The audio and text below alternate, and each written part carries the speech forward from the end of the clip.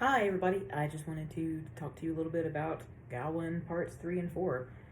This is going to go totally differently than it would have if we were in a class together. I normally have the students work on summaries and then I do commentary on them and we kind of go back and forth, so I apologize if this comes off as awkward. It's just not the way I usually do it, but I still want to get you the information that you need in order to kind of fully understand the story and be ready for the exam. So first I'm going to talk about just the plot and the indications of that, and then I will talk a little bit more about how the Arthurian myths changed over time and what that means from a female perspective particularly. Okay, so we stopped at the end of part 2.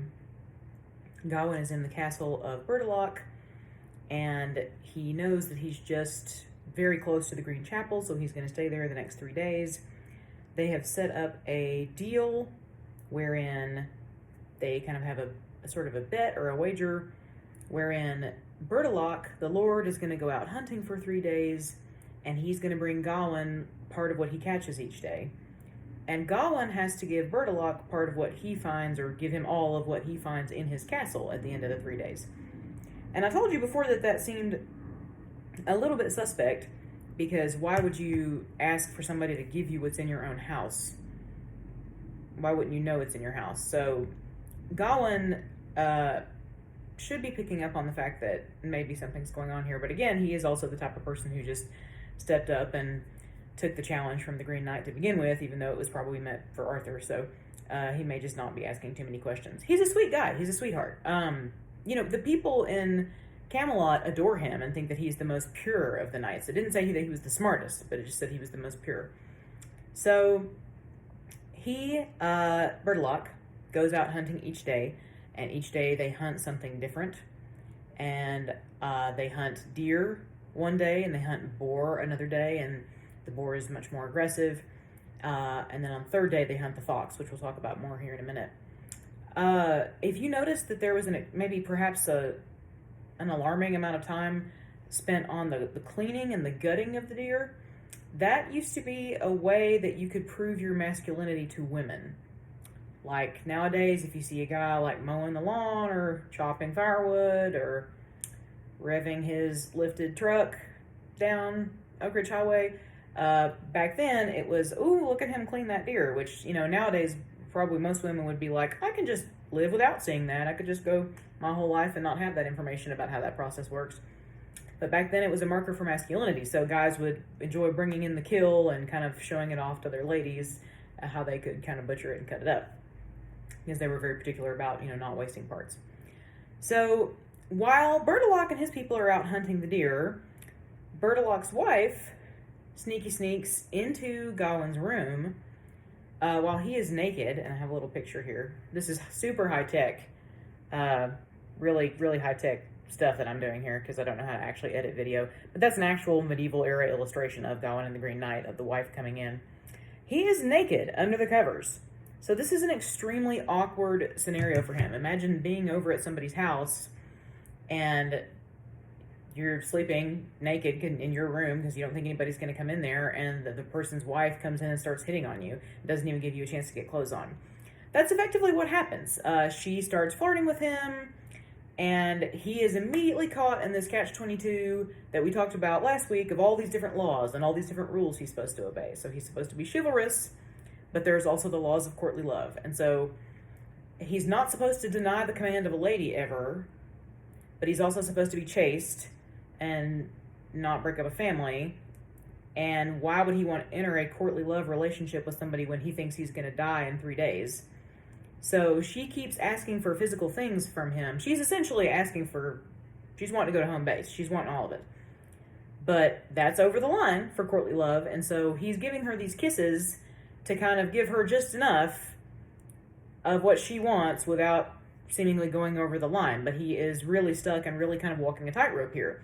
And she even kind of calls him on it. She says, like, well, I guess you're not really a knight of Camelot, because a real knight of Camelot would kiss me. And so then he's like, all right, fine, I guess I'll kiss you. And at one point she threatens to tie him down on the bed. Like, this is, as they go through the hunt, she gets more aggressive. So there's obviously, and I'm sure, any basic time spent in an English class probably prepared you for this. There is a parallel going on between what's happening to Bertilak and what's happening to Gawain. The men are going out and hunting during the day. Gawain is being hunted during the day in the castle. It's all a hunt. It's just a different type of hunt. And the predator in this instance is Bertilak's wife. And she is trying to catch him and trying to get him in a bind that he can't get out of. He does find her attractive, and that's what makes it more difficult. It's not like that Saturday Night Live skit, if you ever saw it, where it's making fun of Lawrence Welk and Kristen Wiig was on there, and she would like wear these baby hands, and they'd be like, I'm Rebecca, I'm Ashley, I'm Donna, and she'd be like, and I'm Judy. It's not like Judy, like where the guys are trying to push her away. She's beautiful. She's gorgeous. And she gets really frustrated, and on the third day, I don't know if you noticed, like, she comes out basically having a neckline that's as low as it can possibly go without just letting the girls out. And she's in fur, and she's, like, wearing jewelry, and she's kind of pulling out the big guns. The boar is more aggressive when she's more aggressive. The meaning of the fox on the third day, if you were wondering why, when it's talking about the hunt, why does the fox get a name? He's named Renard. And Renard is a character from French folklore, and here he is. And he, again, I kind of used Mickey Mouse to talk about Gringolet before as kind of a well-known character. Gringolet is the horse of Gawain. Renard is like the medieval kind of Donald Duck or Goofy figure. He shows up in a lot of French folklore, a lot of stories.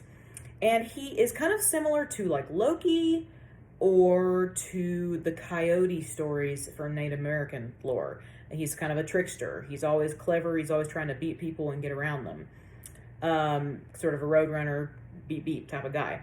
So he pops up in this story, and so when they refer to the fox, they just refer to him as Renard because he's a figure that all the readers would know. Now, a little kind of interesting cultural connection. If you are familiar with this movie, this is my actual... I have 3 favorite... I don't really like New Disney that much. I'm not really feeling them as a company lately, and I mentioned that before, but I have 3 favorite Disney cartoons, and this is one of them, and it's the Disney Robin Hood.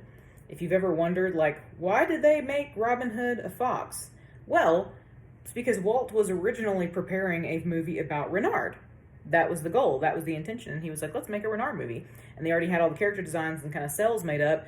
And then it turned out that they found out that Hitler had made propaganda movies about Renard and Jews, where the Jews were rhinoceroses. It's extremely offensive. I wouldn't necessarily recommend that you look it up. Just trust me that it's a thing.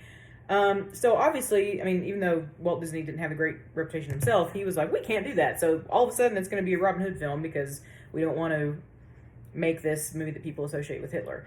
But if you've seen that movie, you've seen kind of a bit of the archetype of Renard and what he was like. So Renard is clever, and he, instead of just trying to run really fast, he's trying to get around all the hunters. And that is what Gawain is having to do on the third day. The hunters had to get more aggressive with the boar. Now the hunters are going to have to get clever to catch the fox, and Gawain is going to try and be clever, but it's not going to work out for him. The fox still dies. So the fact that the fox still dies, even though it tries to be smart, is sort of an indicator that things aren't going to go well for him. So she comes in, the kisses get more and more each day, and, people always ask me, at the end of every night, when what's happening is that when Bertilak comes back, they exchange what they found. So Gawain gets some deer, Gawain gets some boar. Boar ribs are delicious, by the way. And in the meantime, Gawain gives Bertilak a kiss. And people are always like, how far does this go? It's not... You have to understand that in Europe, people even now will, kiss each other on the cheek as, a greeting. It's no big deal. So the assumption is that it probably just looks something like this. I mean, yes, it's silly, and everybody was laughing, but it's definitely not the full make-out session that certain pervs try to make it today. And he asks him, Bertilak's like, oh, where did you get that? With probably the assumption for the reader that Bertilak is maybe thinking it was from a kitchen maid, or, that he'd gone out winching and found somebody who was willing. And Gawain says, that wasn't the deal. You told me that I had to give you what I found. You did not say that I had to tell you where I found it. And Bertilak's like, you're right. So he gives him one kiss. He gives him 2 kisses again, just pecks on the cheek, like, mwah, mwah. au revoir. And then on the third day, she is really, really trying. Now, the reason that he's weak to it is that it mentions specifically on the third day, he wakes up and he has been having a terrible nightmare about the Green Chapel and about his own death. And he is desperate and sad. And at this moment, being so close to his own death, remember when we talked about the Green Man and what he represents and how he's like the id and the wants and the basic desires? Gawain really wants to live. Like, this is his last moment to like live and enjoy life. And so the temptation to have sex with this woman is stronger than it has ever been. And it takes somebody with the will of Arnold Schwarzenegger in order to turn that away, which he does successfully. But then she gets him another way. So she brings out this ring and she tries to exchange these tokens with him. Now remember, exchanging rings and exchanging tokens is an official part of courtly love. And he turns that down. And he says that, he's like, I can't take that from you. Like, I can't enter into like an official courtly love relationship with you without the permission of your husband, or also I'm about to die. Like, I'm not going to do that. So he turns that away. But then she gets him. So she has a girdle. And I have a picture of it here. So a girdle to us, no, I don't. I don't know why I said that. Why did I just say I had a picture? Anyway, to us, a girdle, we think of it as like a corset, like that a woman gets strapped into probably in the 1910s and is barely able to breathe. But really, it's just any kind of belt or sash that wraps around your waist. So it's really just a green sash, just like a long strip of nice, pretty green fabric that he can wrap around his waist.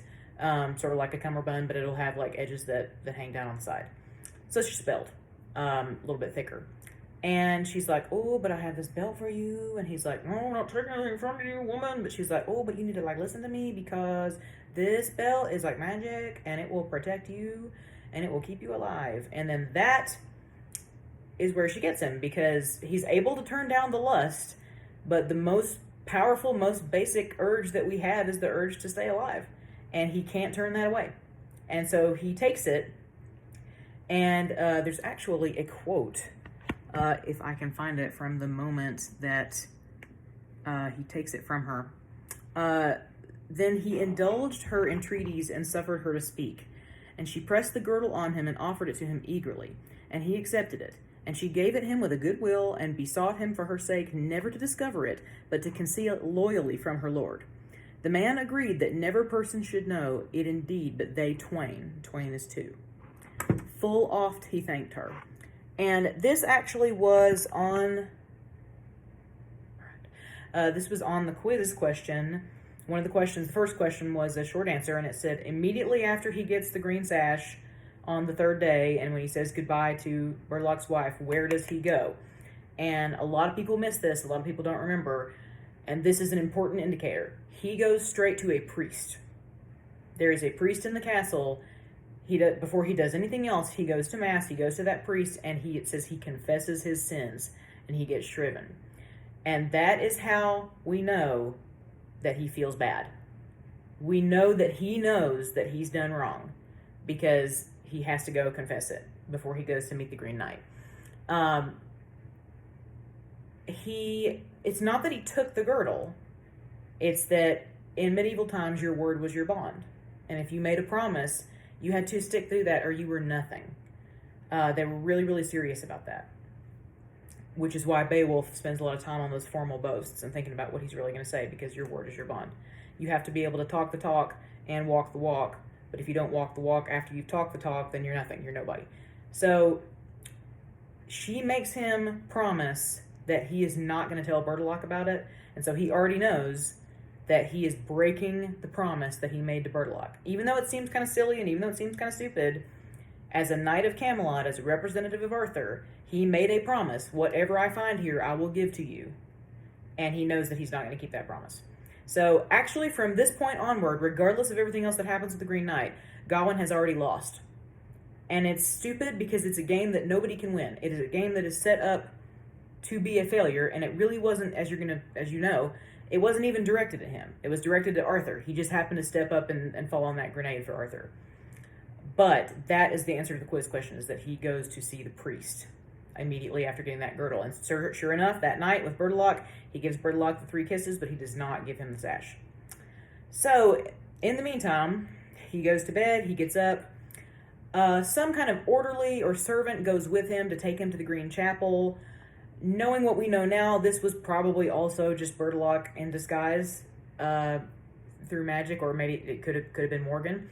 But the servant really, really tries to convince him to leave and to get rid of his honor and to run away. And he's like, you can go off to some... And many of you actually said in the discussion questions that you would have done the same thing. I would have too.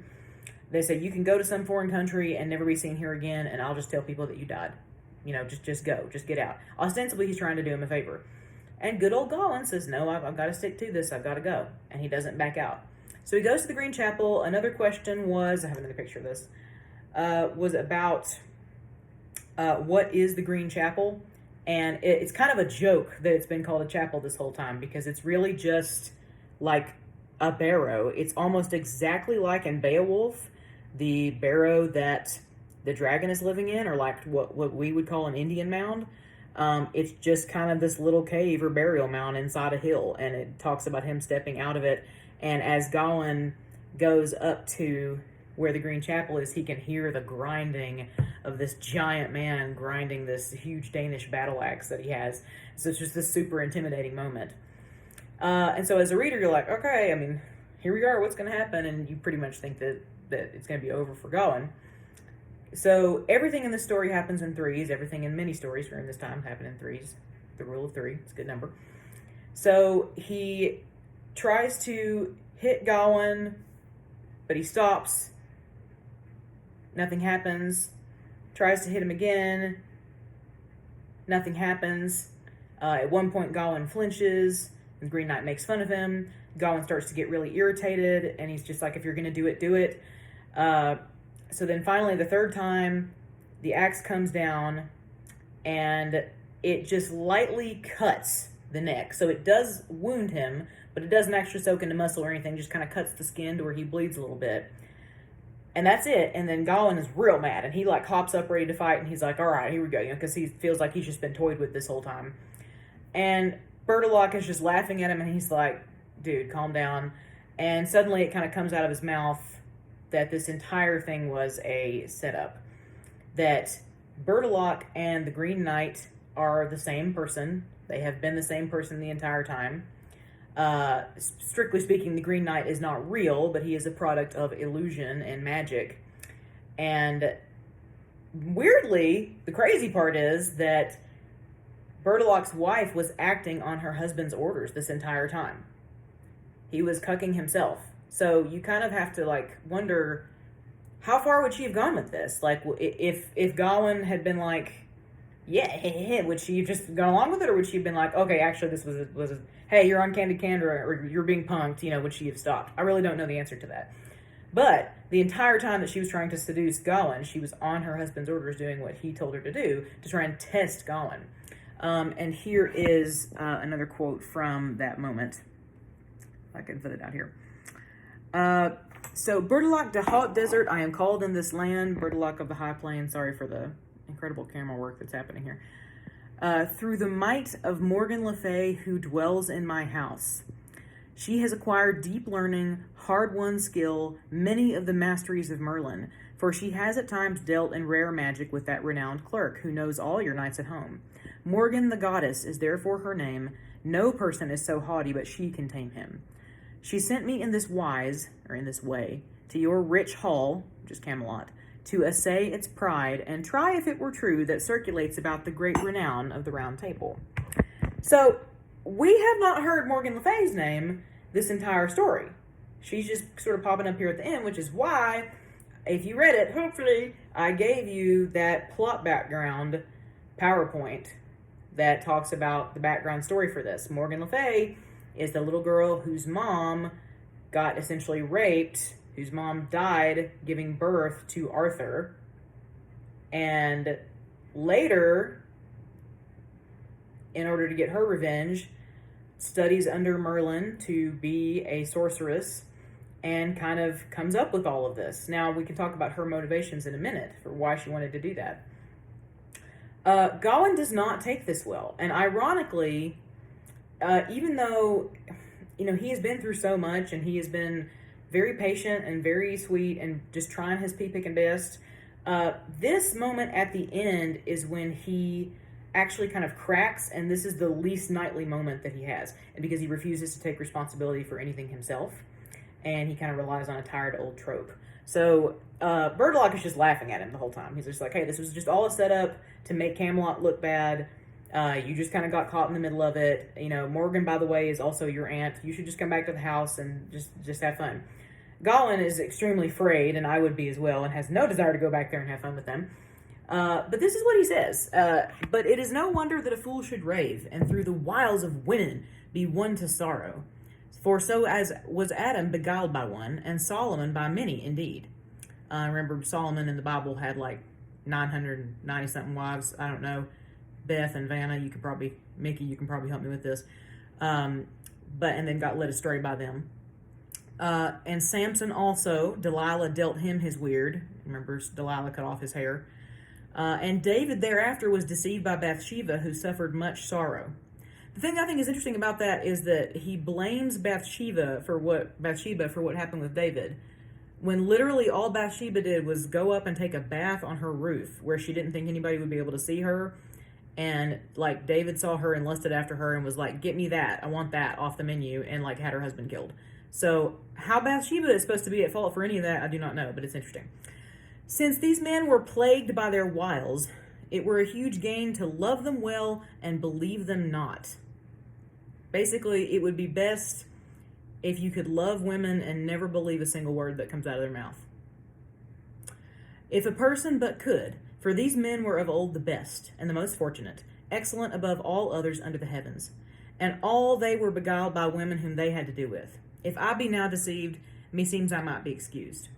And so he's basically kind of using the Bible, which at that time would be in Comp 1 what we call logos evidence. To them, the Bible would have been hard evidence or fact. And he's like, you know whose fault for all this is women. It's all these women. You know, Morgan and your wife, and it's just women throughout history. All they've ever done is take good men and ruin their lives. So it's not my fault, and all these good men in the Bible were messed up by women, so I guess I'm in good company. And that is the crappiest moment for him, because he refuses to be just like, yeah, you know what, I was scared, I didn't want to die, I should have given you the girdle, here you go. Yeah, and then he could just leave. But instead he has this pouty baby man-child incel fit about how terrible women are and how they're just constantly conspiring at all times to pull you off the path of righteousness. So we'll get to that more in a little bit. Now, sort of the happy ending is that Gawain goes back home, tells everybody his story, and he has some really good friends, and everybody's really glad to see him alive. And they all see that he's got this green girdle, and he decided to wear the girdle as,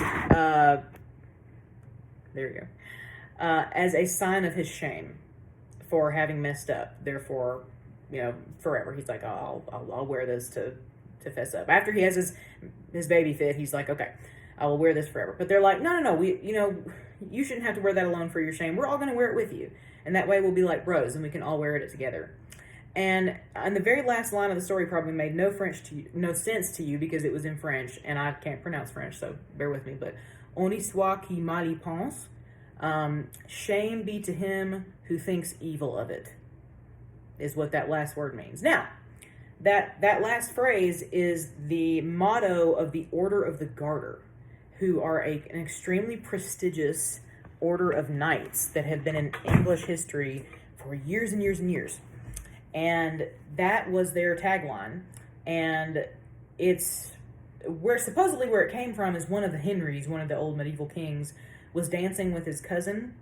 And she had like a garter, like the type of garter that you see at weddings, around her leg, like kind of an underwear top garter. And it fell off while she was dancing. And everybody started laughing at her and making fun and being mean to her, and she was sad. And he picked up the garter from her leg, and he put it on his own arm, and he said, shame be to you who think evil of it. And everybody's like, oh, God, okay, we won't say anything about it now.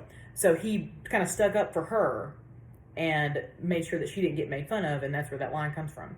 So whoever wrote this story seems to have had some kind of connection to the Order of the Garter. Maybe they were working for the Order of the Garter, and this person kind of put this tie in here to Gawain to kind of give them some more historical legitimacy. That, like, see, this is where we wear the garter actually is from Gawain and the Green Knight. This is a really old story. So some of you may actually, when you did your discussion about where your name came from, some of you may actually have relatives who were in the Order of the Garter at one time. But that's what that means, and that's where that comes from. So that's the story. Essentially, is it a happy ending? Kind of up to you. Gawain gets to live, but is humiliated and really wasn't actually the target of this to begin with. It's a happy ending for Morgan, though, which I like.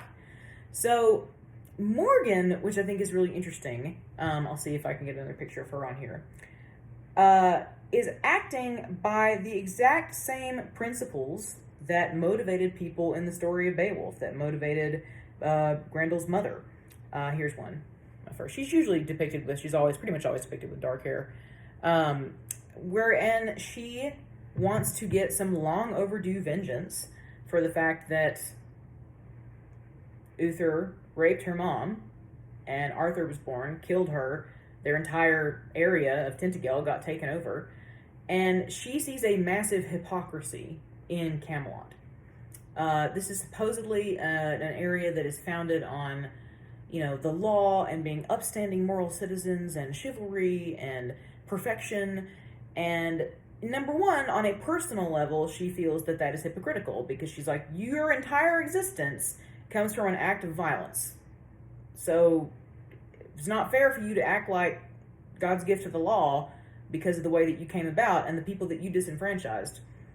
And secondly, again, she's using the conceit of the Green Knight, of the kind of that inner id, to remind people like, hey, don't get so caught up in these laws and rules that you forget that you're human beings. And it's okay. It's okay to be human. It's okay to have feelings that don't necessarily fit into chivalry. There's kind of a critique being made here, and it might be being made by the author as well. One kind of interesting detail is that in the Middle English that's being used to write Gawain and the Green Knight was a West Midlands dialect, which is kind of the part of England that's closer to Wales. So this might have been an original Briton who was writing this down, as opposed to a Norman, or as opposed to an Anglo-Saxon. Somebody who would have maybe remembered the original Arthurian tales that we'll get to in a minute. But definitely, at least Morgan is saying, by using the Green Knight, by sending Bertilac into Camelot in disguise as the Green Man, she is saying, this is who you actually are, but have forgotten. This is who you are on the inside, and I'm going to remind you of that. Because Camelot is asking too much of everyone. Nobody, not one single human being can follow all these rules successfully. It's not fair, and I'm going to prove that it's not fair, initially by targeting Arthur and making him stand up to this challenge and by testing him. Unfortunately for Gawain, he's the one who falls into the trap, but it actually ends up probably working even better because he is the most pure and the most sweet of all the knights, and even he fails. So it's not Gawain's fault. It's not directed at him. This is a judgment of Camelot. It's a referendum of Camelot, and by designing this situation with Bertilac's wife, she's saying, see, these rules, they all contradict each other. Nobody can successfully do this. So I'm going to pause there and start a new video and talk a little bit more about the historical context for this.